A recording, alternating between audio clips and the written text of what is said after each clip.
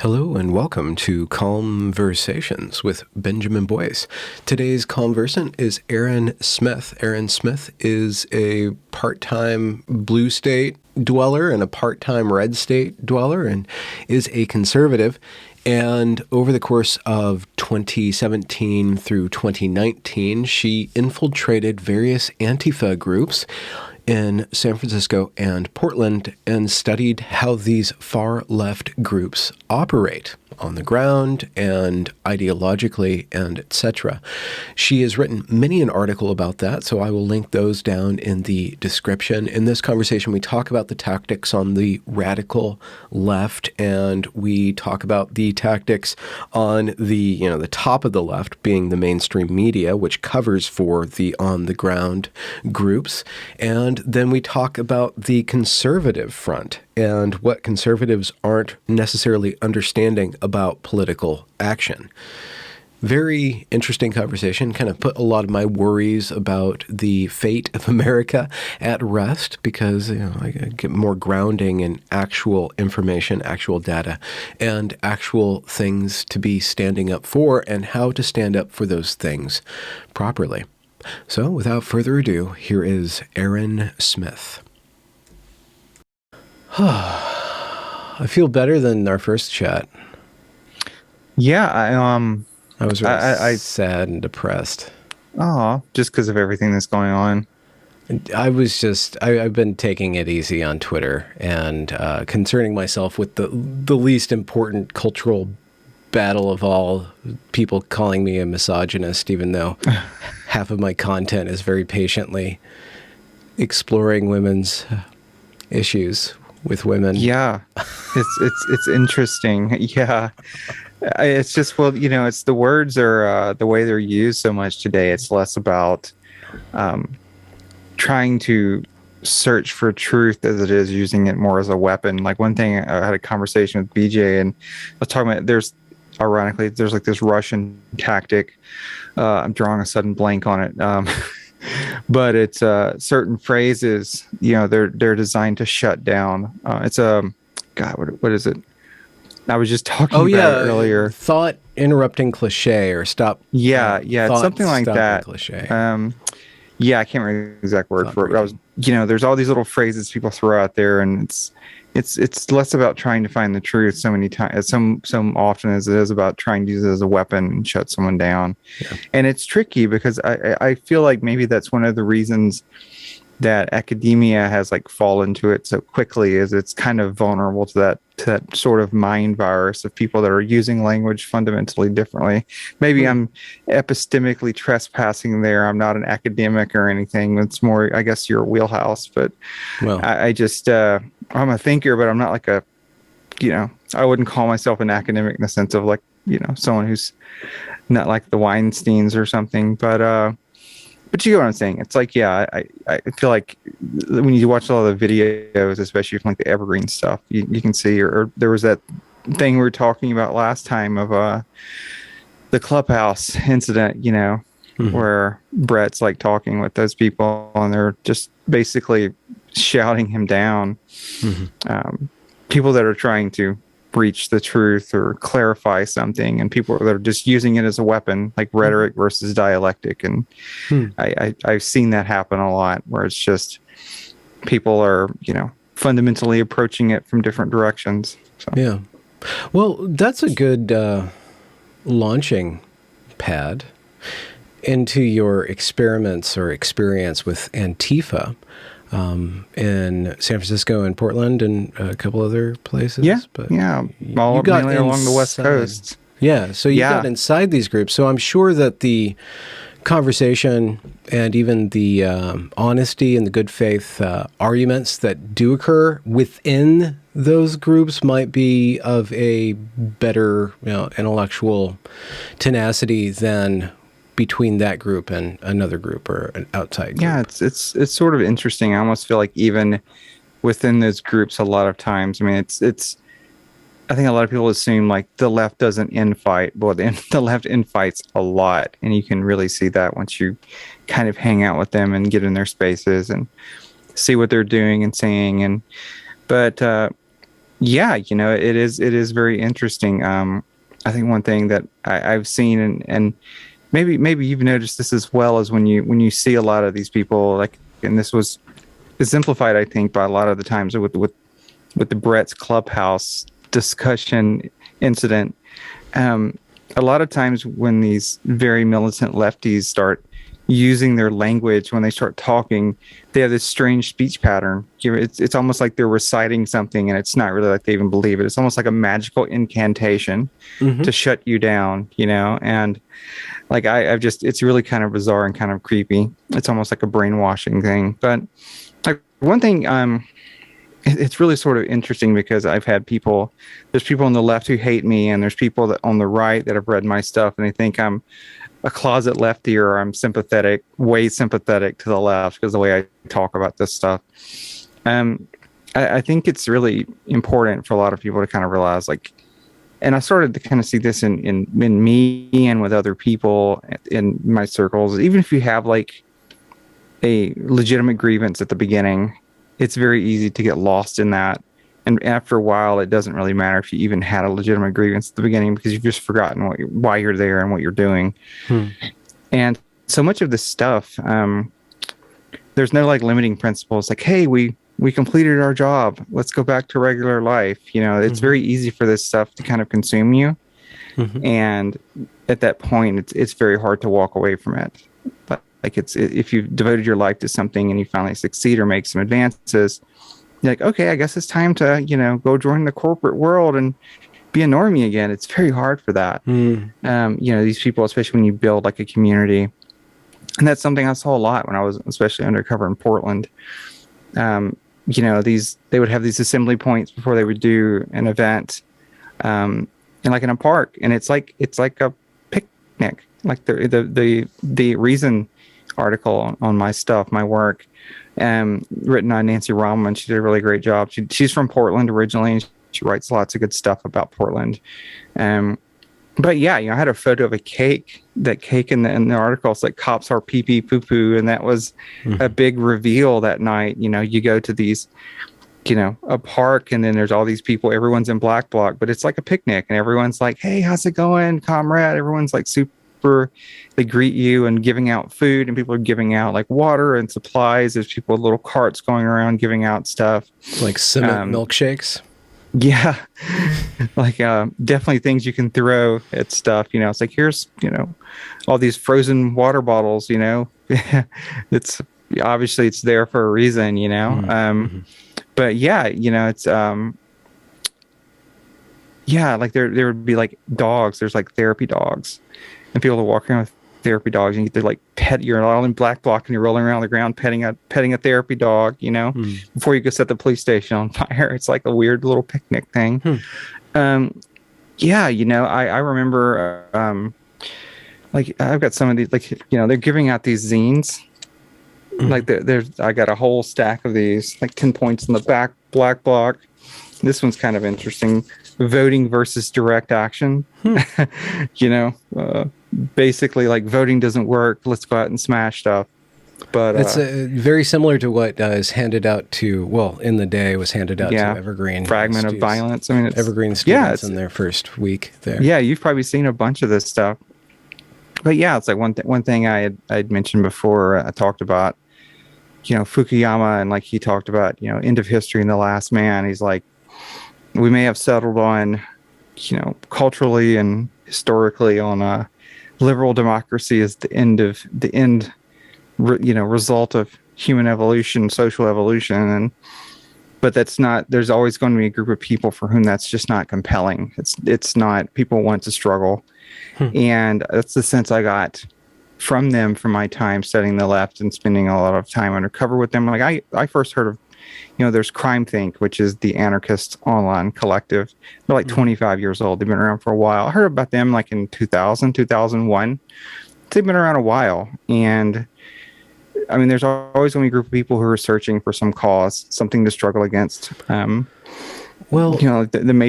Matrix sequel's coming out in a few months. And like, there's like the second film, there's a line where the architect is like, my first Matrix I created was perfect. There was no fighting or struggling, and it was a failure because people rejected it. People want to struggle. People want to have some suffering, so they know what great things feel like. I was speaking earlier today with a history bro from the Lotus Eaters. His name's Bo. I never caught his last name, but he goes by History Bro. He writes history articles for Carl Benjamin's, what do I call it? Boarding School in the Sky. And he's a total nerd about history. He's a brilliant guy and wonderful to listen to. And today we spoke about the War of Independence, America's coming out party. Yeah. They signed this Declaration of Independence, and there was like 5 or 6 years of struggle with Britain before Britain gave up on that. And as soon as the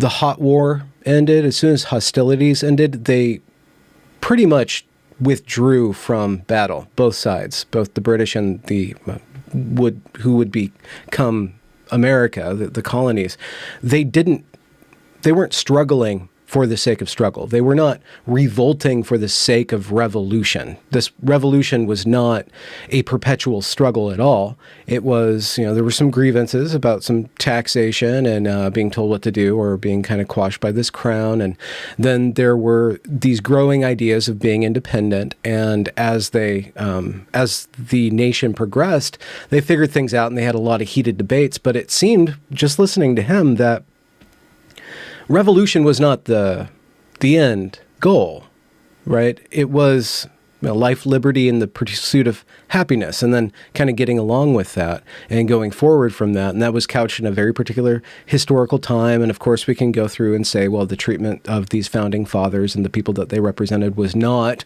equal to, namely the slaves and namely the Native Americans. But those ideas matriculated and are still matriculating through our society. But if you look at other revolutions, revolutions in Soviet Russia, revolutions based on Marxism, revolutions based not on personal, private, individual freedom and property, but on seizing property and making some sort of alternative state to more or less what I'm accustomed to being the natural state of man, but maybe we can engineer my DNA at some point, or most likely I'll need my head cut off because I won't be able to think their way. But it seems like with Antifa, and correct me if I'm wrong, is revolution the point? Is revolting the end game until they get their way? Is direct action? Does it lead to a new constitution? Do they have thinkers and think tanks like trying to figure out, like, okay, if we do win, this is what we're going to do? Do they think that far ahead? And is that involved in the movement and the spirit of the movement from what you've been able to gather? Yeah, it's really interesting because, there's a lot of writing, different philosophers, of course, Marx and Lenin, and they've read, Bakunin and all these other philosophers. And it's really sort of, I would say, of course, it's a lot more diverse thinking. I think it's really, and it's really sort of interesting because when you sit down and you talk to a lot of them, it's what they want. It sounds suspiciously sort of like what we have, but they kind of give it a different name. Like defund the police, and then you're like, okay, what are you going to do? Well, we're going to have like designated people, that go and like enforce security and like this collective thing, and sort of like almost like renaming everything. I'm like, wow, that kind of sounds like what you have. I think a lot of it is it's an incredibly romantic type of thing. And, I remember when I was in college, and I remember sort of the feel of that, like I was saying, it's like, I think there's especially younger people that are very primed for that sort of thing. Like they want to have that struggle. But then there's also people that, like, we're in this situation, especially over the last 30, 40, 50 years, where, Robert Putnam has written about this, and like Bowling Alone, like we're losing a lot of the social capital and social trust. And we're in this period where, the Soviet Union's gone. We had, Pax Americana, we've had this 30 something years of, well, granted, we've had 20 years of the Great War on Terror, but there hasn't really been anything truly existential to struggle against. And I think I got the sense of a lot of it where people were trying to create these enemies they could fight. there's this stuff, like a lot of it just kind of falls apart when you really kind of look at it too close. A lot of their thinking and talking and philosophy, it's like, well, this is like never really worked. And I think I mentioned last time there's Plekhanov. I was reading something a week ago, G.V. Plekhanov, who's like a Russian philosopher, one of the early Marxists, and he was making fun of anarchists and was like, he's like, an anarchist when he's not an undercover policeman is the man who's fated to always accomplish the opposite of his intention. And I was like, basically the only effective anarchist is an undercover cop. Everyone else gets the opposite of what they want. I was like, that's a pretty serious burn. Well, what is the opposite of what they want? Well, there's a sense, I wouldn't say a police state, but I think it's, there's a sense a lot of these people want to kind of smash all differences, like all hierarchy, and they want to, I guess the end result is great, what some people on the right call it, like the gray goo, which is, no differences between men or women, no social, total equality. But I don't think you can actually do that. That's why it's always kind of fated to fail. You can't, I'm not saying it's like there's the quality of worth, which, as human beings, we're all have equal worth, by dint of our creator or however you want to justify that. But it's kind of gotten to the point now where any type of differences, they just want to come up with, blame it on, it's all some sort of racism or some sort of discrimination. And there was a lot of really it's a lot of grievances. And I get the sense of it's not really... what kind of grievances? Not super well thought out. Well, there's a lot of people. It's interesting because there's people who are like street kids. And there's also people who are some shockingly successful business people. There's people with several people with PhDs. But I never really thought it's very philosophically coherent. It's one of those things where it's incredibly romantic and it just kind of ignores the reality of things.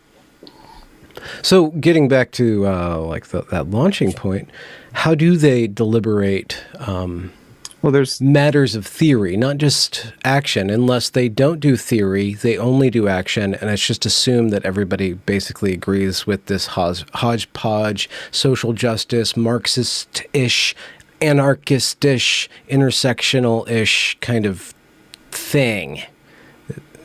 Or do they actually talk through that stuff? Yeah, there's a lot of discussions on that sort of stuff. One thing lefties are really big on is like reading groups and, people getting together and reading stuff. I had a little trouble I couldn't quite get into those groups because I'm a little too well known from my other stuff and being out there and writing and live streaming at these events before. It's like, there's that saying that one of the things that a lot of the people who originally joined like the Nazi party in the beginning, there was a lot of people who were kind of leftists, but who didn't want to do all the reading. And that's actually a big part today. Like you see folks like the DSA, that's how they kind of grew a lot of their stuff, is with the reading groups, people getting together and like reading certain articles from, Jacobin magazine, which is the big DSA block, people that kind of took over DSA. But yeah, there's people getting together reading, like, there was a big, like, I should have grabbed more, but like I've got like a stack of these things, big tons of these zines that they give out with tons of theory. And so much of it is really kind of, it's very dense. There's the jokes about the leftist memes where, the left, like the righty meme is like 6 words and leftist meme is like 7 paragraphs over a picture. So there's a lot of that. In terms of a lot of the decision making, like the top line decision making thing is something called like a consensus decision making. They'll have something where you have these affinity groups, and affinity group is like, and this is something so many people on the right do it the opposite. Like we're going to create a group and we're going to recruit people to join this group. And then they always wonder, like, why do we have like feds and saboteurs and undercover people causing problems? Well, lefties kind of do it differently. It's kind of interesting because it's very based on like social networking. So you create a group that kind of attracts, like, if you have like, there's all these places like lefty coffee shops and other like, even like fetish clubs and stuff like that, events that like attract like left-leaning people, like a certain type of mindset. And you sort of make a bunch of friends at these things. And the affinity group is basically people who already know each other and like each other and trust one another that decide to start, becoming political activists. So it's like you build your groups of friends that you trust first, and then okay, we all kind of think the same. We have the same ideology. Let's start enacting this ideology. And so that's a little bit harder to kind of infiltrate because you're spending time it's not like an act. It's vetting in the sense of getting to know people and learning to trust them versus like recruiting people then trying to vet them. Mm-hmm. So it's a little bit harder to infiltrate because you got to spend time doing it, and you've got to spend time in their spaces and getting to know them and getting them to trust you. And that's kind of how that works. How did that work for you? I was a little too well known, so I couldn't really go to Portland and spend a lot of time in the Portland spaces. Okay. I spent a lot of time like in the Bay Area in their spaces. And of course I started to become a little too well known. So it was a little difficult to kind of go hang out there because, I was kind of an open Trump supporter and wrote about some of my experiences. And of course I was no longer really trusted at that point. But, so it was one of those things where, I got kind of burned, but I spent a lot of time in Portland, like undercover in the black bloc, and it was a little bit easier there because I was not quite as well known. But the thing is really it's the way they do it. It's like you have your affinity group, and then there's something called consensus decision making, and it's really all about like, getting rid of the hierarchy. The big thing that they want to do is like not have any form of hierarchy. You don't answer to anyone. That's really kind of what the driving impetus behind anarchism is. Left or right really is trying to remove that hierarchy. And it's basically people getting together instead of like having a democratic vote where, okay, 4 people win the vote, 2 people lose the vote. Well, the 2 people that lose, they're going to be if you try to force them to follow along, that would be hierarchical. So they don't want to do that. So consensus decision making is just, we're going to hammer out what we're going to do until everyone's on board with it. Everyone agrees, because then, the advantage there is everyone's bought into what you're going to do. There's no concerns about an angry minority that may betray you, at least in theory. The reality is some people are always going to be more dominant, more charismatic. Some people are going to be more shy, and they're not going to want to try to talk as much or try to force their views as much as someone else. So you can imagine that takes some time. That is not something you can do kind of make snap decisions. When you have a bunch of affinity groups together, to do something called like a spokes council, and that's when they'll have like representatives go and make a bigger decision. So it's called a smaller version of that's called a cluster. That's when everyone gets together. When you get a lot of people together and they're going to make a big decision, they'll use the spokes council. And that's kind of more like delegating people that are going to make the decisions for that. So while it does take a lot of time, I can also see that there will always be a lowest common denominator where everybody can agree. That actually limits the choices on the table because not everybody's able to cogitate, 5 or 6 steps down on a strategy level, right? So because there's no hierarchy, there's no expertise, everybody can only agree to what they can comprehend. So the lowest person being able to comprehend something either needs to be talked into it or will only kind of basically allow for something that they can actually understand. So that actually limits the ability for what is on the table for them to choose. I don't want to make this leap, but I kind of want to make this leap. So tell me how wrong this is. Is that why it kind of ends up being action-oriented, in the moment oriented, short-sighted, and kind of rather more destructive than constructive? Because destruction is something that everybody can agree on as long as they all have a common enemy. Whereas construction, nobody can agree on that because they don't understand. Half the people don't understand how to build anything, right? Yeah, destruction's, I guess that could be kind of the Schelling point, of like, what's the one thing everyone can agree on? It's like smash stuff. I think, a lot of the philosophical stuff is more of a justification of like the intense desire that they already have of like, we're going to smash things and now we want to philosophically justify it. So let's find a cause that justifies smashing stuff. One of the things that happens too is interesting because it's very decentralized and kind of more of a network type of thing, if you spend the time to prepare and do the affinity groups and do the consensus decision making, you can make very fast decisions and be very adaptive as long as you've kind of hashed out what has already been planned. And we've seen this a lot. There's that thing, be like water, or flow like water. And that came from Hong Kong during 2019. They said that, then like everyone else around the world, all the other anarchists adopted that because it was a good explanation of what they were doing. Could you explain that? What it means in a group action context to flow like water? Flow like water is just basically being very adaptive and like flowing around. Like if you have an obstruction or something like that, everyone is it's like a school of fish, basically. You have a very simple set of principles. Like when birds are flocking or fish are schooling, there's not like a central leadership of everyone giving orders. It's like there's like very simple rules, like stay close to the person on your right, stay this far away from the person on your left. And it looks like a much more complex, it's emergent behavior. And that's really what they're kind of saying. And there was David Kilcullen writes about this. He's the Australian military guy who's like a college professor, but he writes about a lot of guerrilla warfare and irregular warfare. And his book Out of the Mountains, he was talking about what they were doing like in Somalia. It's like they have something very similar. Basically, when the force is like, there's not really a centralized command. Like they have a group of people like a gun truck and they're kind of moving through the brush. And when they contact an enemy, there's a very simple rule of like, okay, people on the outside flank around. The guy with the truck's going to push up the middle. And it's a very complex thing that they can execute very quickly. And no one's really centrally directing it. And it's very effective. And that's kind of a decentralized like network type of conflict.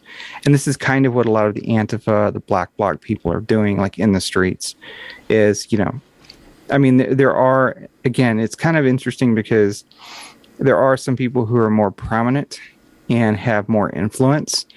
And this actually, sometimes this can make things easier for them because they can kind of, stop something before it gets way out of control or starts to be counterproductive. But also at the same time, there's a lot of pushback from other people who are like, hey, we're anarchists. We're not into hierarchy. There was August 22nd. They had this happen in Portland. They had the big, another big clash there. It was the 1 year anniversary of the big clash downtown in front of the Justice Center. What happened was, they were going to, the right-wing group was going to go downtown. So all the anarchists got together, had their consensus group. They had like 400 or 500 people, and they were going to meet at the fountain, and they met at the fountain. But the right-wing group decided to hold it 10 miles away at the last minute. And they had not planned or prepped for this. So they had no way to really adapt very quickly because you can't, it's very hard to do a consensus decision meeting at that scale in the field. So they were kind of stumbling around and people did not want to go. Other people wanted to go. Someone tried to take charge and push people out to go clash with the right-wing people, and other people got angry because they thought they were trying to be bossed around. So it was really and plus too, another thing people don't really think about, Antifa and a lot of these leftist groups, they're mostly urban people, very city people. So they're very less likely to have cars and they're more likely to have to use public transportation.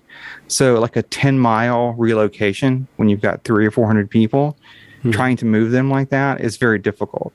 And that requires a lot of central command and control to make that type of move if you're not prepared to do it. So it was really interesting because they basically fell apart.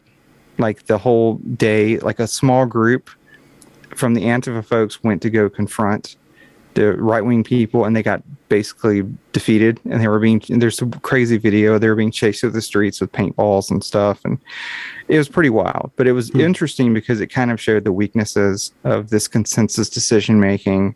Because you can't, if you plan ahead of time and you've kind of covered your ideas on what you want to do and everyone kind of knows sort of what to expect, they're very quick and very adaptive. But if it's something completely novel like that, they can't really adapt.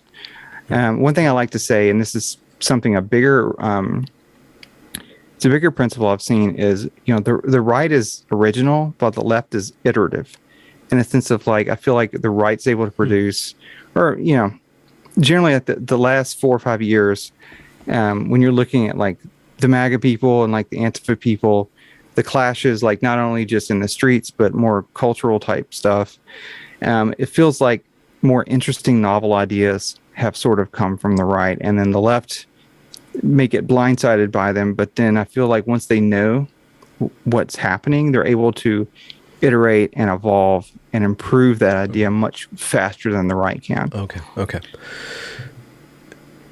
Have you exposed yourself to footage of the January 6th Capitol Hill fiasco or insurrection, depending on who you're talking to?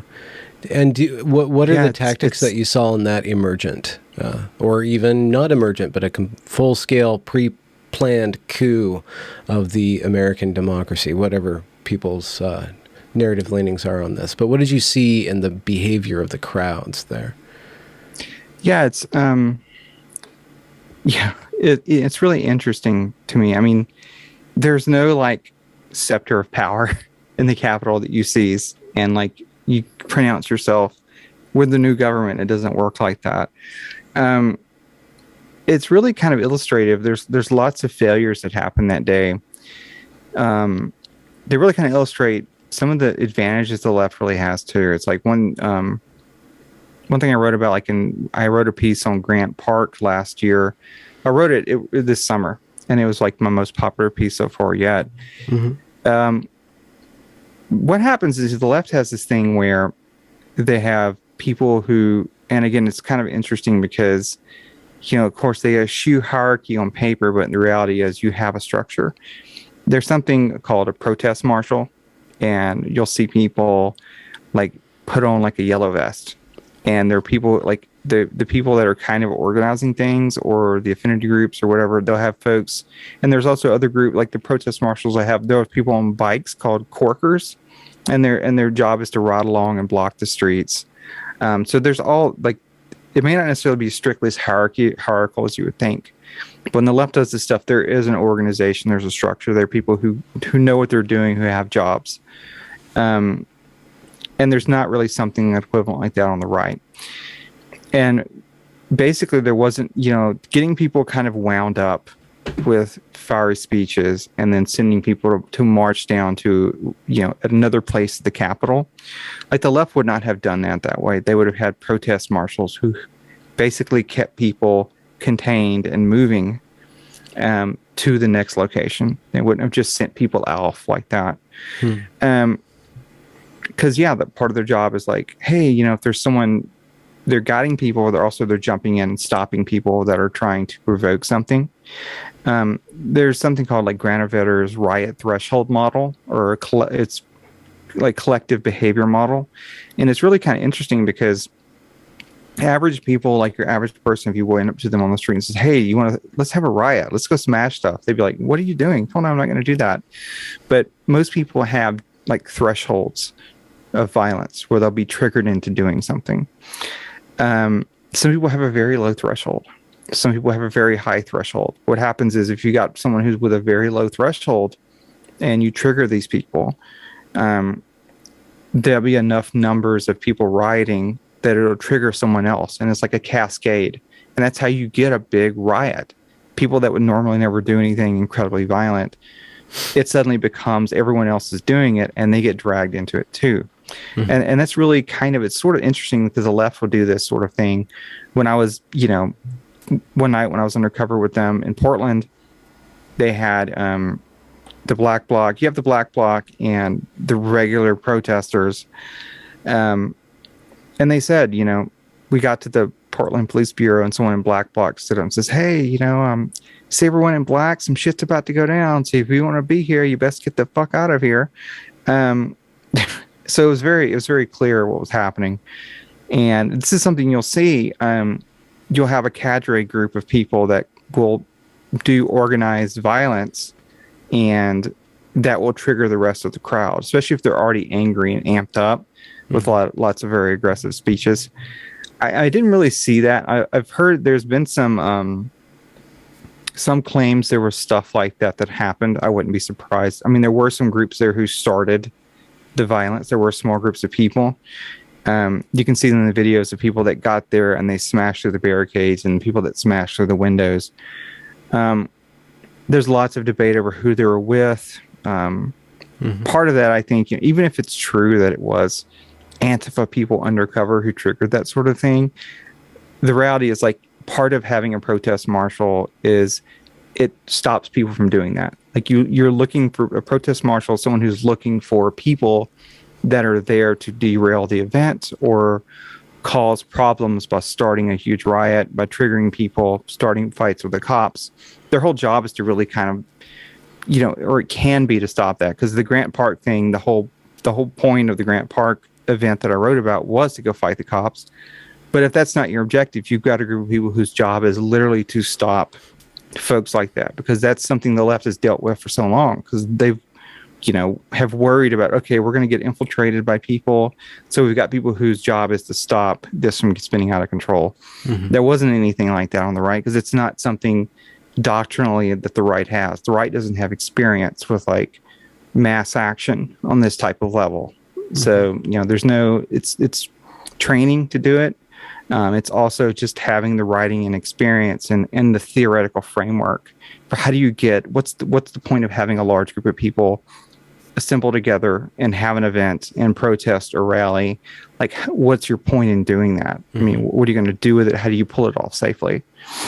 So yeah, I and it's really kind of, it's also a lot of more lessons from that too. It's not having the framework to pull the event off like you want, not having people whose job it is to guide that and look out for people that are going to try to trigger some sort of riot. There's also a thing of like, you don't have like National Lawyers Guild and medics. Like the left has like the National Lawyers Guild, legal observers. The people they're wearing like the lime green hats. If you ever look at like at a lefty protest or lefty, demonstration, there's people like they're usually walking in pairs. They have the lime green hats on. They'll say like NLG. They're usually like younger lawyers or like paralegals or legally trained observers, and they have video cameras and they're writing notes, and they do a lot of different things. They're filming all the cops. They're trying to look for anything. They're giving legal advice to people, like on the ground. They're also trying to film the cops in case the cops do anything that could be construed as excessive force. They're also trying to film counter protesters, and they'll film them and try to get information from them, any type of identifying information. And like a lot of times they're trying to dox those people. But that's a big part of that is having, and also they're taking names of people arrested, so that they can have legal aid meet them at the jail and see about supporting them and getting them out. There's just a whole lot of stuff that goes into this that the right has no idea how, any experience with or idea how it works. A good counterpoint to like J6 is like J20. If you remember in 2017, there were the Trump inauguration protests where they were doing tremendous amount of damage in the city. They had a bunch of black bloc people there. I mean, those are the ones, a big reason they couldn't. I had friends there that day. They couldn't go to the inauguration because the streets were closed because there's anarchists smashing everything. People in black bloc, like burning cars and rioting in DC. I mean, of course, there weren't 20,000 soldiers there protecting Trump like there was after J6. But I mean, that's a different thing. But they arrested like 200 something people. Had massive federal charges against them. Like they only, like I think 6 of them pled out, and the rest of them had their charges dismissed because none of them talked, none of them cooperated. They're all wearing black blocs, and no one could really quite identify who did what. But they had a tremendous amount of support for those people too. Like they had the lawyers; they were providing legal aid for those people that were arrested. There was actually in Berkeley, Antifa had an underground fashion show fundraiser. For them, like they were in a warehouse and they were selling clothes and fundraising to, from the local small time designers. But that was a fundraiser for the J20 defendants. And there's not really anything quite like that on the left. I mean, excuse me, on the right. There's not really an understanding of that. Well, so we that brings up why J20 and J6 are so differently represented in the, well, I mean, it's obvious answer. There's J6 works towards the New York Times, the Washington Post, MSNBC, and CNN's their narrative, whereas all of this Antifa stuff doesn't work to their narrative. But they can't really necessarily, well, during Trump's tenure as president, it was okay for them to act that way, by which I mean the mainstream media didn't really cover protests like it did on the right as it did on the left. And now that Biden's president, it doesn't seem like it's happening as much. It doesn't seem like it would be condoned as much by the Democratic establishment, by these Democratic mayors and something like that. What's your take on that, on specifically the right not having the infrastructure, not having the discipline, not having the knowledge to do this stuff, but also being heavily discouraged by threats of, by the way that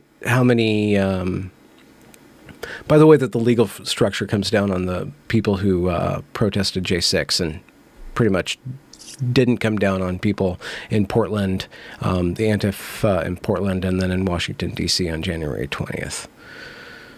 Yeah, you have a case where definitely the punditry class, the Acela corridor type class of people are much more sympathetic. You know, the blue state America is much more sympathetic, even if like they don't always agree with all the anarchists. They're much more sympathetic to them because they feel like it works in their favor.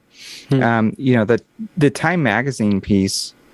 There was a Time magazine piece immediately after the election, the one that was, how we fortified the election, and it's really astounding. I think you'd read it. We had mentioned that, we talked about it before. The things that they were admitting to in there. There was a part where they had 900 people on a Zoom call around the election and basically deciding whether or not they were going to riot. It was pretty incredible. Like they were talking about, like I was on a bunch of email lists from these groups that were planning some direct actions, and I was getting emails like every hour, like hold, don't do anything, we'll let you know. So it was very like there was at least 900 people coordinating there, sending out messages from all these other different groups. It was definitely, they were dialing it back. Violence is a tool, and I think that's really kind of how they see it. And it's a very catchy one that shows up on the news a lot, stuff burning and getting smashed. But there's a lot of other stuff that they do too. And yeah, there was definitely if they accomplished what they wanted, and there's no point to riot because the fascist is out of the White House. Another thing too is like, if you remember last year, the whole bunker bitch incident, they were like besieging the White House, and Trump, they were saying Trump went down to the basement bunker because there was a huge mob around the White House. And they even like burned the church, like St. John's Episcopal Church, the church across the street. And that basically is another thing that got memory hold. It's really kind of amazing to see that, because we all saw what happened. We saw, most of us, some of us were actually out in there filming and reporting on it. But everyone else, we saw the live streams, and the mostly peaceful protests were the guys standing in front of burning buildings. But yeah, it's something where I feel like there's kind of an unholy alliance there, where they sort of, a lot of these folks in the media, like you're saying, even if they don't agree with everything the anarchists are doing, they're useful to their cause. I know Curtis Yarvin has said that he made an observation one time that the left is autocatalytic in the sense of like it's like a forest fire, burning, like people are building order, and then a lot of these radical leftists want to burn it down, and that energy that is released from the burning gives the energy to build something else. And I kind of think that's sort of what we're seeing. A lot of these groups, these surprisingly corporate groups. Like you have millions of dollars being given to all these leftist organizations. I think a lot of them, like the corporate Americas of all the, just harnessing that energy that's being released and trying to build like a new order. Could you get into that? How would they be using this incredibly destructive force and anger and upset with the system to create an even stricter system and get away it's a sense of with it? Yeah. Well, not in the sense of, it's sort of tricky to talk about a lot of that stuff because I'm not an Alex Jones style conspiracy theorist, but this is something you've seen, throughout history. It's like these radical groups that want to smash the legacy institutions, and part of that is it gives energy to build something new. It gives space for something new. If you can undermine what exists, like it started, attacking the Confederacy, and now it's kind of spilled over to attacking the founding philosophy of America. Like we've seen this now. It's like it didn't stop with the Confederate monuments. It's all about American history now. I know they were trying to cancel Teddy Roosevelt and Abraham Lincoln and all these other characters. So, I mean, if you're going to build something, first you have to kind of eliminate what's there. Okay. And that, smashing these things and releasing that energy, and people are kind of worked up, and they, once you move something out of the way, then you can start building with it. So if the conservatives, the frog is in the water and the water's getting hotter. The conservatives, it started with don't burn the flag, or back in Cultural War 1.0, when it was basically kind of Christians, the religious riot against, the progressive or the liberal media and rest of the country.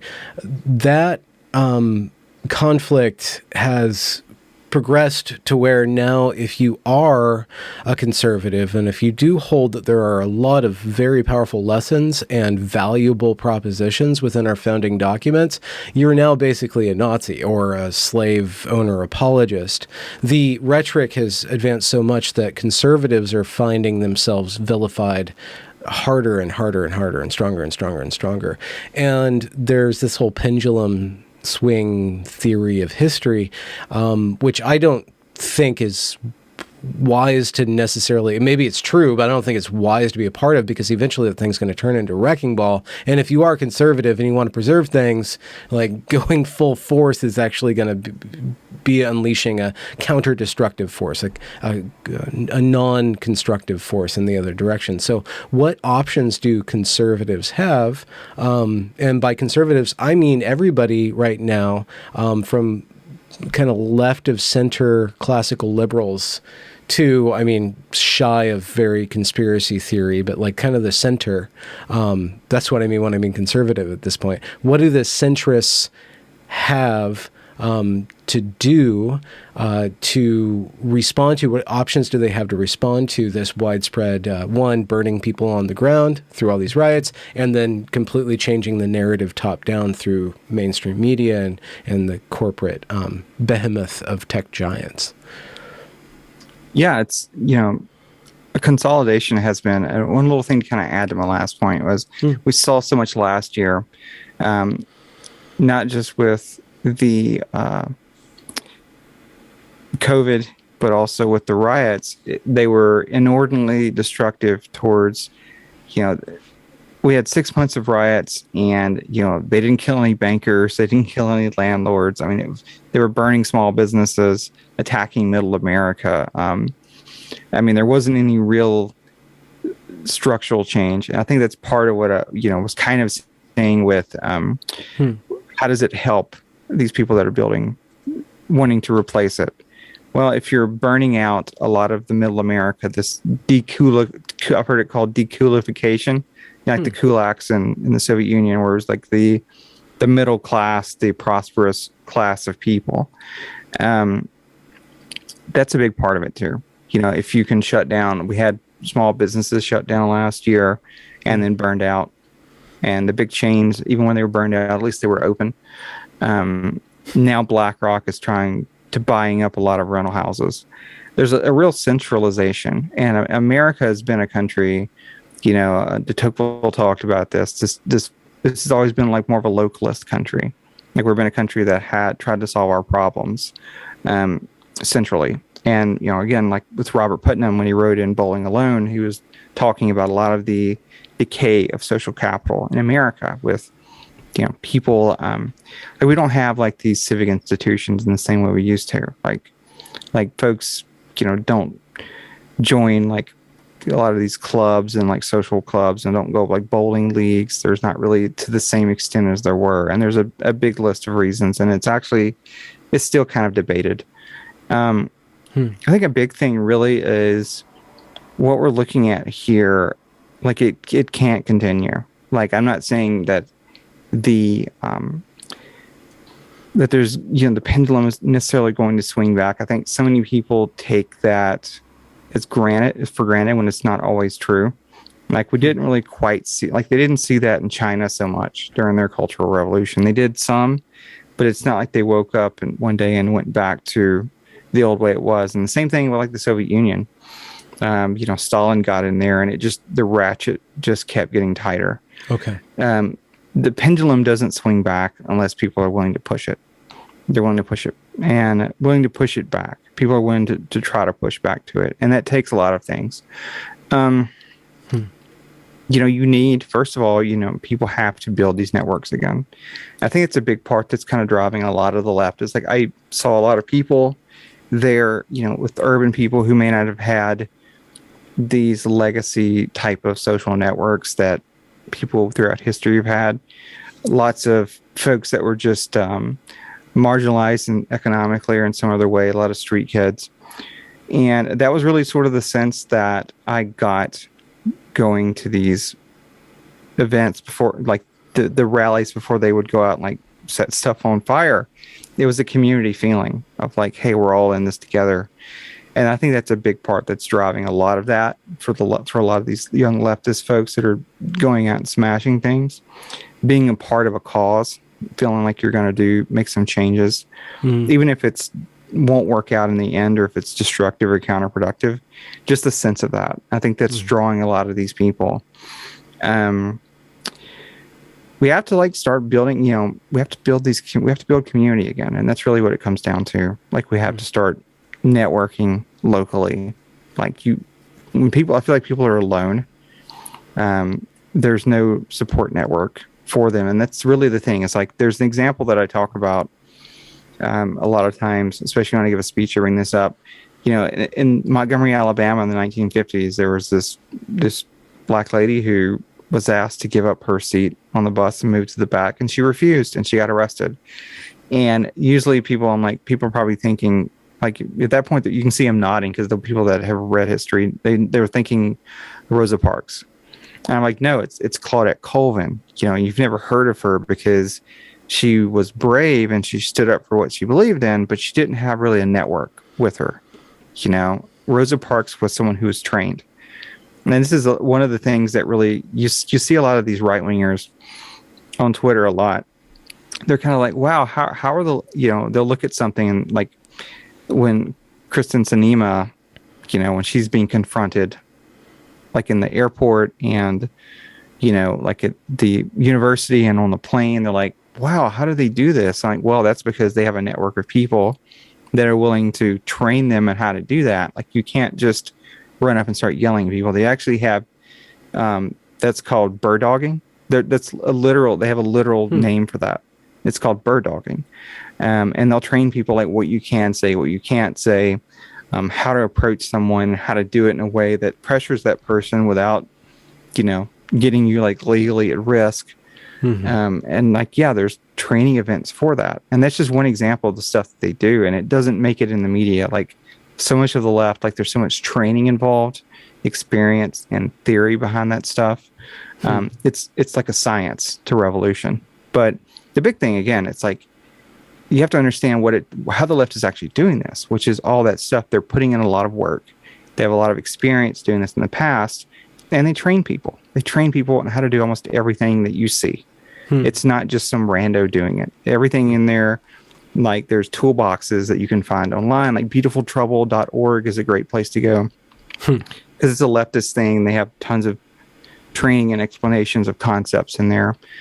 But the big thing really, you have to have a network of people. You have to start building community again. People are, Robert Putnam warned about this. It's like we're losing that social fabric.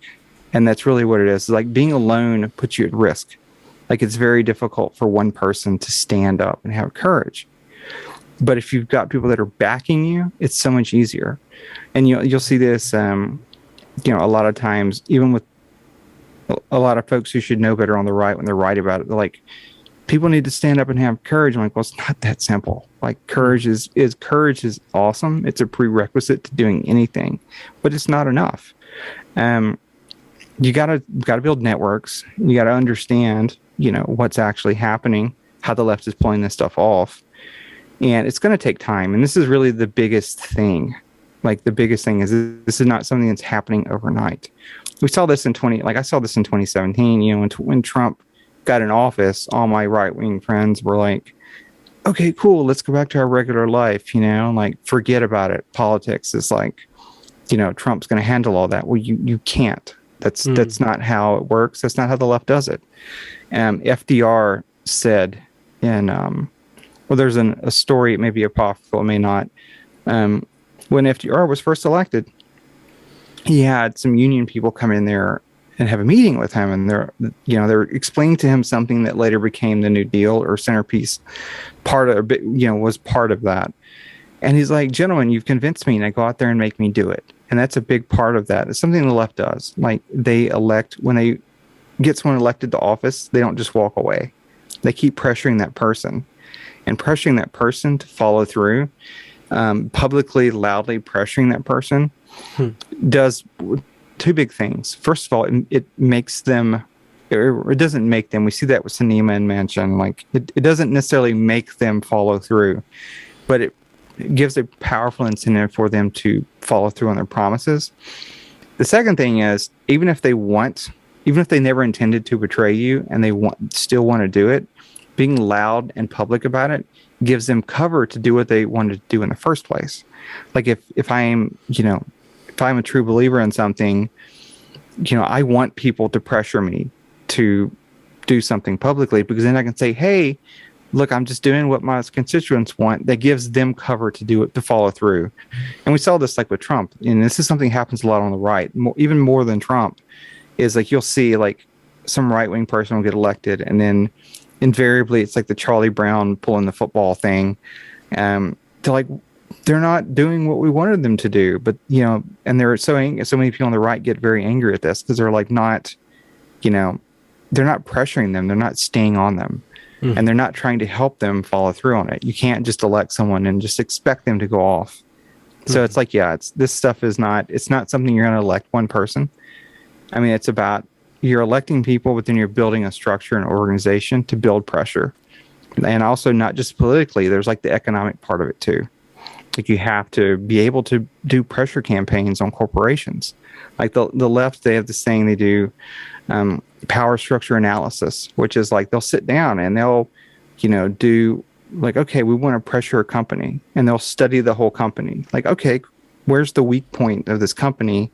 How do we go in there, target this pressure point, and get them to flip in our direction? Part of that is something called spectrum of allies analysis. And again, this is like, I'm throwing a lot of stuff out there, and this is like how like sciencey they've done it. Like this is not some random thing. They have like, it's like you can go and like they actually teach courses on this in college about how to be an activist. But there's something called spectrum of allies analysis, which is like you have your active enemy, your active ally, then you've got passive enemy, passive ally, and neutral. And the point is like you're picking someone out on there, and you're not necessarily trying to make an enemy an ally, but you're just trying to move them one notch. And that's really, it's just about turning a ratchet. And it's pretty wild. Like there's tons of training you can do on the left. Like I've gone online to their training events, and they'll have a class on something. I think that's the biggest thing is like, look, you're just not going to elect one person. and get what you want. Like, this is a thing that it's about building networks, it's about building community again. It's about learning how to make change happen. Yeah. I see so many different vectors. You brought up the book Bowling Alone. So there are these non-political activities where community can be fostered. In the very beginning, you said that the left meets at cafes and fetish parties.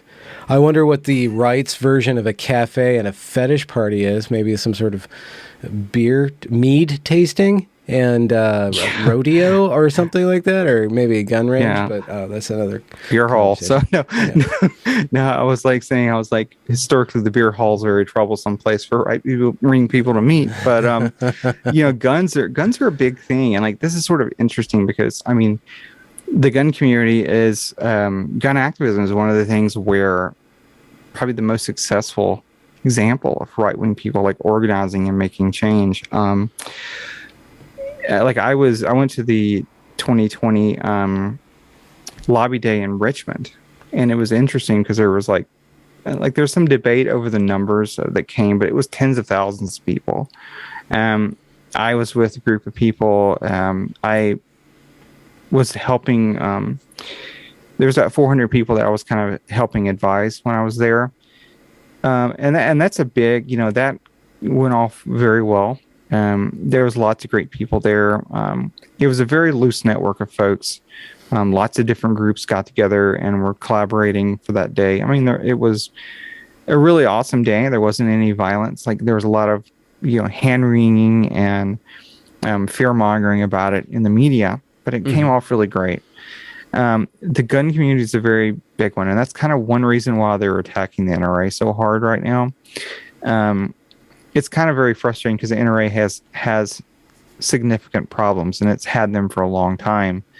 That's been a very big bone of contention in the gun community for a long time, is just how screwed up the NRA has been.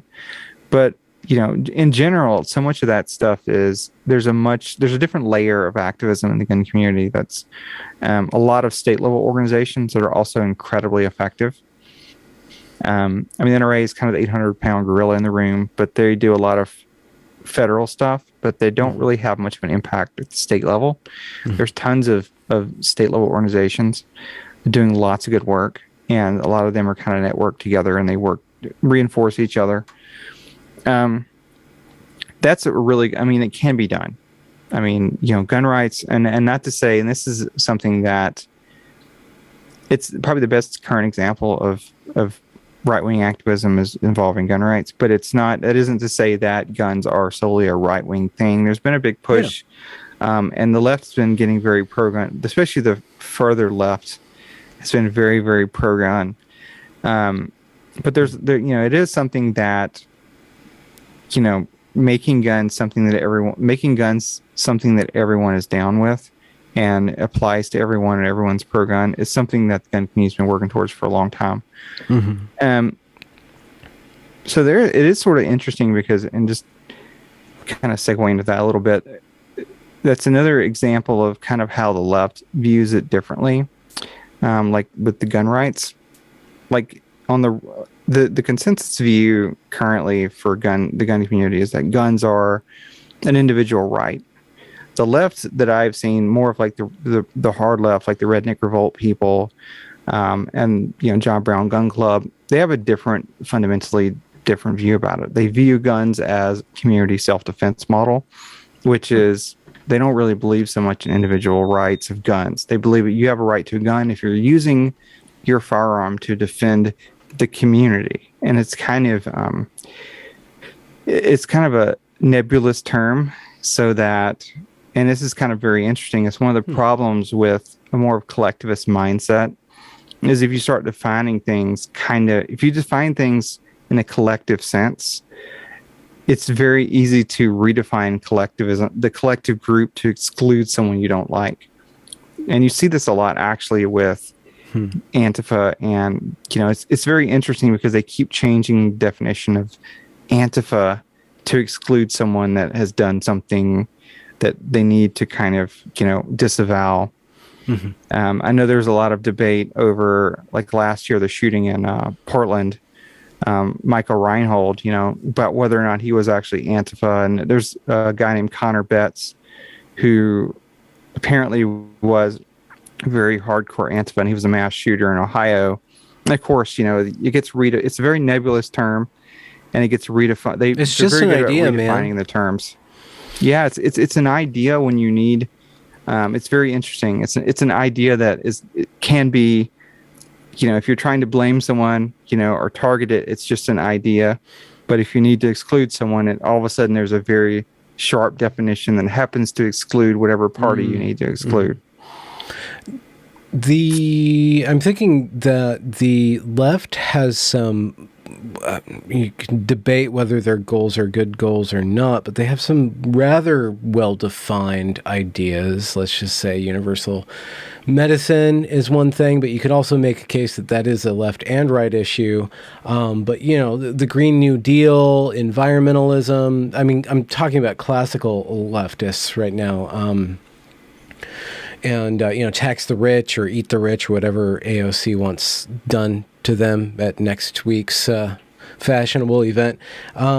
The common pursuit of rights, let's say the pursuit of due process for everyone, the pursuit of private property for everybody. And gun rights would be another one that would be a right, but just more foundational rights that are being actively corroded or eroded. The right to personal mobility. We'll see how far they push these mandates and exactly how much the government and the corporations will come together to force people or to limit people's access who don't go along with particularly with this vaccine. And then we'll see if they re-up that every 6 months, where you can't participate in society unless you do that every 6 months.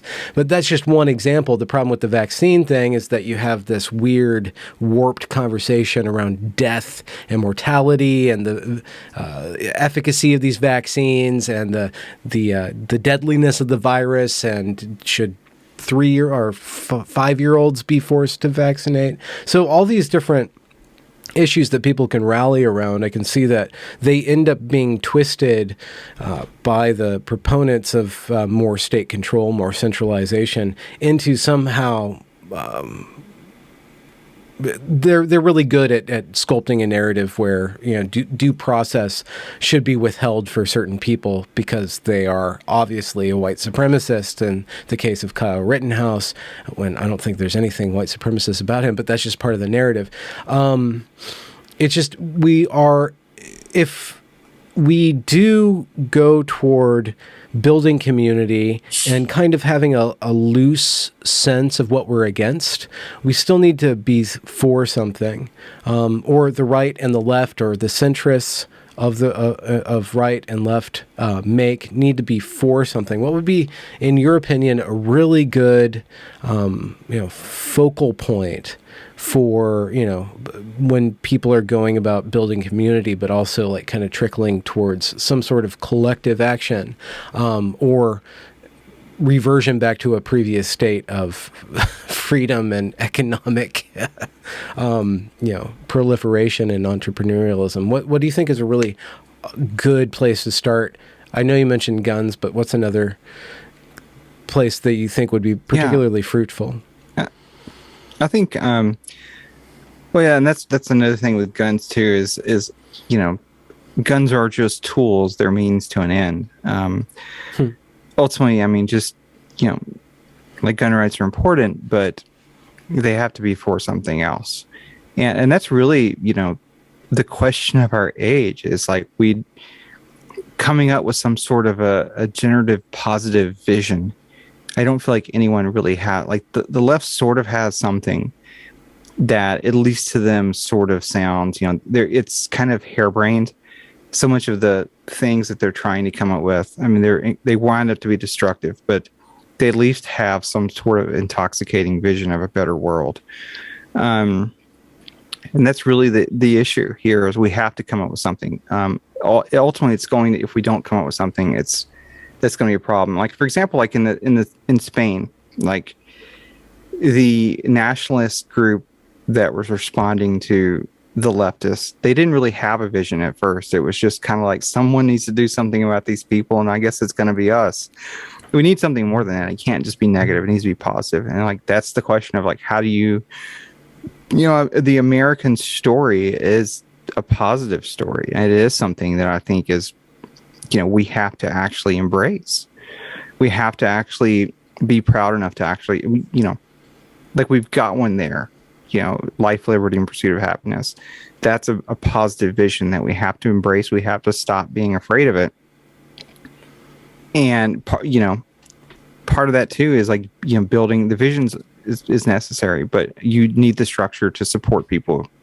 You know, people right now get targeted when they try to stand up for it. The thing is, people, it's all about dealing narratives. You know, you have to have some sort of a narrative vision, and I think you have to be willing to stand up for it. And, you know, that's really sort of the issue too, with so much of this wokeism today has evolved to undermine this American story. And we've got to like actually embrace that and figure out how to combat it. But a big part of that really it's just structural. We have to have these organizations that are willing to back people. It's really about power too. Like, we don't really have access to the sort of power. Like, the right or even the centrists these days don't have access to these sense-making institutions that can kind of impose this narrative on the rest of the country. You know, so that's really a big part of it. It's like, you know, we've got this thing that we can embrace and we can push, but we have to have these organizations to support it and back people. You know, the structures are really the important thing. So you do go around and give fiery speeches to rouse a mob of good, well-behaving citizens, and yeah, that was the big. Yeah, I've given some speeches. I gave a speech. The last big speech I gave was actually at Lobby Day. That was I had a really good time. There's a lot of really great people out there, and that's the important thing. Is I think people feel alone, and you know, they have to know they're not alone. But it's more than just telling them they're not alone. You have to actually tell them, like, this is how you do this. This is how this works. You know, some sort of a framework to accomplish their goal. And that's, you know, one thing that I like to say is, and I said this on Twitter to someone a couple months ago, you know, our on the right and even the center, basically everyone other than the left these days, like, our thinker class has no praxis and our grug class has no theory. It's like the people that are thinking, that have these ideas, are not really communicating with the people on the ground as much as they should. And the people on the ground don't have a higher strategic vision to accomplish their goal.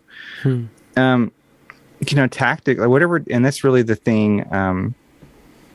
You see this on the left, like, their tactics reinforce their strategy. You know, it has to work within a strategic framework.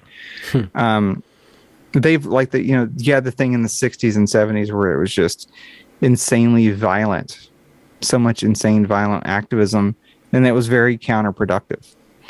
That turned a lot of people away from them. So they, you know, have these things now where they try to force dilemma actions, and dilemma actions just, you know, where you treat violence like a knob and not a switch, and you try to turn it up a little bit, so that the other person, you try to calculate what's the weakness this person has where they can't respond adequately. They either have to back down and surrender, you know, the field of battle, or they have to over respond, and it creates a PR loss for them because they're using disproportionate force. And that's a very important thing that I see people constantly falling for. I actually wrote something when I got back from Portland the last time. I wrote about that. I was like, I was watching it happen every night. They would go out there, you would start smashing stuff, and they would slowly increase the smashing until the cops had to respond. And it was always like, with the way the media was working with them, it was always in a way that, you know, it looks like violent rioting, but it's actually very calculated and smart. But I don't think... I mean, if the left has violence, what does the right have? That's the thing. It's like, I mean, force has a place, but it's like there's no theory on how to use it on the right. Like the right is basically like has an idea of let's vote, or, you know, like one thing I said, and it's this is all over the internet. It actually originally came from me. I said it to a friend of mine with a pretty big following, and it got kind of mangled in translation. Like you'll hear people talk about, you know, the left has a knob and the right has a switch for violence. And I kind of meant that like it's very limiting for the right because the right doesn't really know how to use force. And the left is very good at that. I mean, again, it's like, okay, we're going to target this group and we're going to use just enough force where it kind of, you know, the whole goal is not necessarily violence for violence sake, but it's violence for, you're trying to do what's called operant conditioning, where it's like basically you make it extremely uncomfortable for people to do something of which you do not approve. So people start to self-censor because you're like, oh crap, I'm going to host so-and-so wants to rent my space to have, you know, a rally. Well, I'm going to get left to smashing everything. They're going to go spray paint my house. So people will turn them down. I saw this. We went to an Ann Coulter thing in Berkeley, November 2019, and they had a mob of people around the building. And they weren't actually like assaulting people, but they were linking arms. And if you tried to force your way through it, like they would push you and start shoving you and kneeing you in the thigh very hard and just screaming in your face. And I was watching people, college students that were just like shaking and crying because they didn't know how to deal with that sort of abuse. And that's really sort of an example of like the right doesn't have a way to respond to that. There's no theory. They don't know how it works. Most people don't. They don't understand like how that actually works. Like what's the point of it? And there's no way to really respond. Most people don't really have a lot of experience with like violence. So you would see people back down and they would leave because had never been confronted like that. And then every once in a while you'd see someone just like flip out and start punching people. And of course that becomes a narrative of overreaction of like these violent right wingers. So that's really the thing. Is like, I mean, that's why community is so important. Because I went with like 4 people, and we were able to get in without much problem because we were kind of used to that. Like we forced our way through, and it's all about it's kind of like a mosh pit. You know, once you've done it a few times, you're just like, whatever, it's all good, and you can work your way through there. And like it doesn't get to you. It just takes experience and time, and you need people with you because if you're by yourself, it's really scary. Yeah, well, the disproportionate,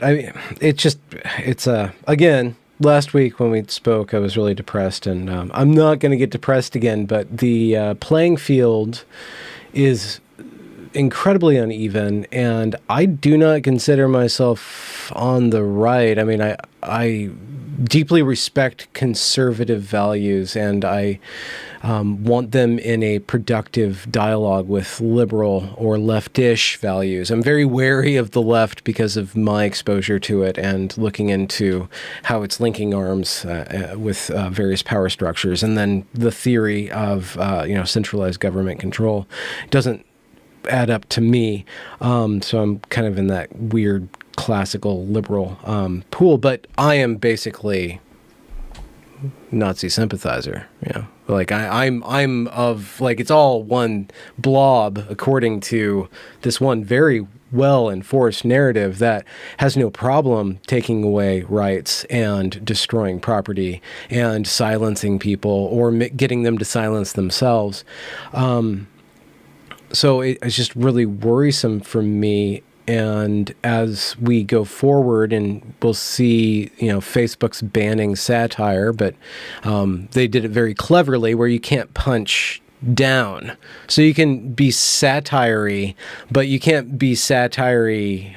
You can only be satire in one direction, which we know that's towards. You can satire the right all you want. You can't satire the left because the left is on the good side. And if you're making fun of somebody standing up for marginalized individuals, it's basically hate speech. So as we see that knob get turned up and turned up and turned up, I'm hoping that people who are who've been boxed into agreeing with this stuff because of COVID or the vaccines or racism or all these different things that they've been sold, these different strategies will eventually correct for poverty, disparity, climate change, etc.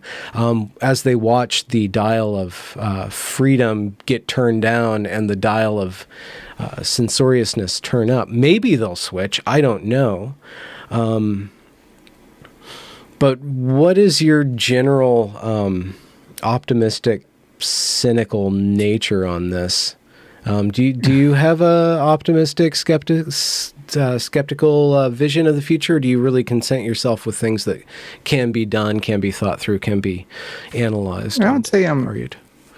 I would say, I mean, honestly, I had a part where I got sort of depressed in 2019. I think for me, it was like, I got kind of radicalized when again, like I think I'd mentioned in 2016 election night, when Trump won, we had Antifa show up. I was at the San Francisco GOP watch party. Excuse me, the watch party. Mm-hmm. It was at Twitter headquarters of all places. And, Antifa's, like, they show up in black bloc out front as soon as they called it for Trump. And we're like having to leave, and these people are like threatening us, and some people were sneaking out the back, and that was really the thing for me. And like I saw so much of the stuff that happened in Berkeley in 2017 and Portland in 2018. But I spent, like, for me, it was like I got very angry and very aggressive because I had friends attacked at the Milo thing in February 2017. I had friends attacked at the San Jose Trump rally in 2016 that turned into a shit show. So I'd been through a lot, and I was very angry about standing up because I'm just kind of a very reactive person. If someone threatens me or tries to push me around, I don't know. I guess I'm destructively hard-headed that way. But I spent 2019, I was like, for me, it was like I kind of burnt out. I was like, it was starting to I feel like it was turning me into an ugly person. Like I had a lot of anger and hate from everything. And Lobby Day 2020 was a huge boost for me. And that's really a big, important thing for successful rallies. Like the right generally doesn't know what they're for. Part of that, they're important because when you do one successfully, like they're important for networking. So many people that I knew, I met so many people at the rallies in like 2017 and 2018 that became very close friends. So they're very important for networking. They're also very important for like building capability, like learning how to organize and throw a group of people together and have an event. But yeah, anyway, so I went to the Lobby Day 2020 and I was helping advise these folks, and I gave a speech there. And for me, it was a huge thing because it was so many good, honest people from different walks of life that had a belief in gun rights and what the country stood for and the promise of it. There were several people, first generation immigrants, that messaged me later and were just, thank you so much. And, they told me their experiences there. That was huge for me because seeing that those two events is like Trump winning in 2016 and Lobby Day 2020 were very positive things for me because Trump winning was a blindside for the establishment. Like no one predicted that. Even like Nate Silver almost got canceled for just saying Trump had like a 15% chance of winning. Everyone else was like, no, it's 99.1% Hillary. That, like, I was walking around San Francisco the few days after that, and it was so many of the people there, the local people, were angry and shell shocked. getting blindsided like that. For me, it was like, even though like we got threatened by Black Bloc leaving that night, like I was just like, my head was held so high because I was like, yeah, we can still win. Even if it's the crazy odds are stacked against us, we can still pull it off. You know, something can, you know, it's not, you know, they can lose. This establishment can lose. It's like, they're not perfect, you know, and even then in 2020, we saw this. You know, there was so much, and I'm not even talking about so much about J6, which it was strategically and tactically very dumb. But even with the election itself, like so much of the polling was really off. And, you know, the demographic like shift. I was thinking just, the demographic shift, the polling was way off. Like it's very obvious looking. One of the things that I tell people is, when you look at like the polling and a lot of the voting patterns, like it looks like we're in the middle of something. We're going to the seventh party system. See, something in American history is about every 40 years on average, the electorate just jumbles itself up and shifts to something else. You know, that's where you get like, you know, the South was like, you know, all these other shifts politically. Cause I'm old enough to remember Democratic governors in Mississippi, which is something you're probably not going to have today. Or for a while, you know, and like now it's like, yeah, it's like you're seeing this where, I mean, California used to be Republican. Now it's the bluest blue state out there pretty much. But yeah, that's what we're seeing is like now there's a big shift. Like we're seeing, you know, and we saw Trump won in 2016. That was something for me was a big positive. Lobby Day was another big positive. Like they're not invincible. They're not like, you know, the people that we're struggling against. And it's not even, and I'm kind of in a complex situation because I guess culturally, like I'm more attracted to the blue tribe, but like as far as policy positions, I'm like more on the red side. Like I love San Francisco. I'm in the Arizona now, and I really miss San Francisco. I miss it before it went crazy. You know, before everything became for keeps. You know, my best part of my life, my favorite time was when I was living half the year in Mississippi and half the year in San Francisco, because there's both great things about them. I think that's the thing for me is like, I think there's a lot of good people, well-meaning people on both sides, or, you know, all out there, all in America. I've got some fairly lefty friends that they're getting kind of frustrated with, like I have a trans friend of mine in San Francisco, and she's very far left. Like her girlfriend was actually Antifa. It was funny. I think I'd mentioned that before. It's like we're at a club and I bump into them and she's like, "Hey, thanks for helping, you know, my friend, helping my girlfriend with something." And we were chatting because, oh, by the way, I'm Berkeley Antifa. And I was like, "Oh, so you know who I am, right?" And she starts giggling and shaking her head, you know, nodding her head. But we got along really great. You know, it's just really, I think there's a lot of goodness out there. It's one of those things of like we're searching for enemies, we're searching for opponents, and we kind of have this. We're at this part of history right now in America where we don't really have this real existential struggle, so we kind of have to fashion enemies of our countrymen. Well, the existential struggle kind of creeps up behind us. Yeah, we're bickering at the monopoly table. China's ascendant. They are. It's really interesting because like one thing I talk about, like there's so many weird parallels in history, because like even what's happening now, like there's a period called the Belle Epoque, which it kind of reminds me of what we're in right now. That was a period. It's beautiful age. It's French for the beautiful age. It's like EPOQUE. And it was from like 1880 to like 1914. And it was this period where, you know, they had like the wars of unification in the middle of the 19th century. And then starting in like 1880, everything got really peaceful. Like there was massive economic and technological advances. Europe was just incredibly, you know, but there was rising inequality, and there was lots of concerns and things that were not being addressed. But it was interesting too, because another thing is like there was this, you start to see the first hint of like this transnational class affinity with kind of the managerials class, where people could travel around Europe and without really needing anything, and it was kind of like a proto EU, and the more upper class started to see themselves as like this transnational class, very cosmopolitan type of class. And there's even a Trump figure that happened there, like Georges Boulanger, who's a Frenchman and a very populist figure, and it's really kind of interesting because this very charismatic type of person. He even had like, his 3-point plan that was kind of like very similar to like Trump's like trade, immigration, and war plan or platform.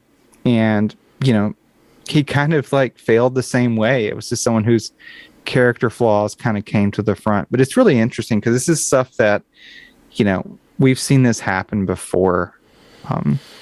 It's so you're really setting us up for new. you're setting us up for the For the assassination of Duke Ferdinand. Is that? Yeah. Just be aware. At some point, some alleyway, some CEO is going to get shot.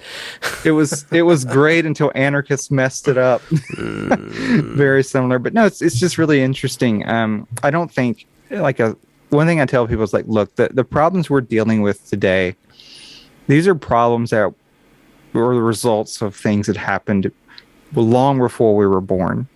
The reactions or how we respond to these problems, like our grandchildren will still be dealing with those, what we do from this. Like we're really part of, this is not something where you're going to like a discrete, finite thing that we're going to do. And they're like, hey, mission's over. It's not like the movies where the film's over with and everyone lives happily ever after. So, but no, I am, that's really, my positivity is like, I've witnessed,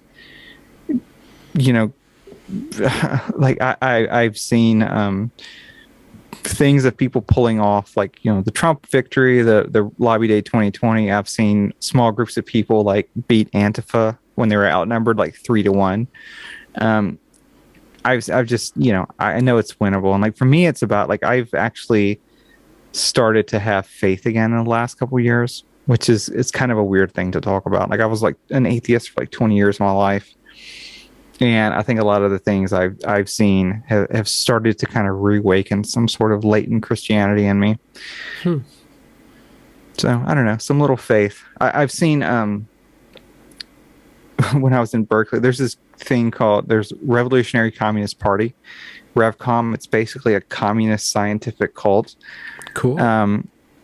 It's pretty wild. It's interesting because like Bob Avakian wrote this thing and he's like, all the times communism has failed in history, I studied them all, and like I have a new communism that's going to work. This is like, I'm like, really good luck with that. But no, we were in Berkeley and there was like a big rally there in 2017, and one of the August rally, and I actually saw someone with the RevCom group, like maybe she had a seizure or something, but it looked like she was speaking in tongues. So I don't know. I've seen crazy stuff, and for me, it's like I'm kind of like I'd say I'm the most positive part I've ever had in my life, because I've traveled the world, and I think the world's a beautiful place, and there's lots of great people in it. And I've been fortunate to be at the center of a lot of historical events, and I know people across the political spectrum, and even though like it's easy to get dismayed or depressed, it's important not to fall into that, because we've won before in the past and we'll win again in the future. So where can people find your work and your content? Yeah, I've got contextualinsurgent.substack.com is my Substack. I have a podcast there. It's on Anchor at Contextual Insurgent Project. And I'm actually on Twitter at Erin Smith. That's ERIN, Erin Smith SF. It's Erin's at Erin Smith SF on Twitter. I don't post there a whole lot. I kind of like use it to kind of follow people and keep up with stuff, scope stuff out. Yeah. I should probably use that app less. it goes through phases of being a source of pleasure, and I get to create good sentences, but then it turns into this like miring through all the bad things to feel bad about, and I'm like, why am I doing this to myself? But it was thank you for joining me again. Sorry for the first round and the botched audio on good. that. Thank you for having me on. We got you on this one, so thanks very much.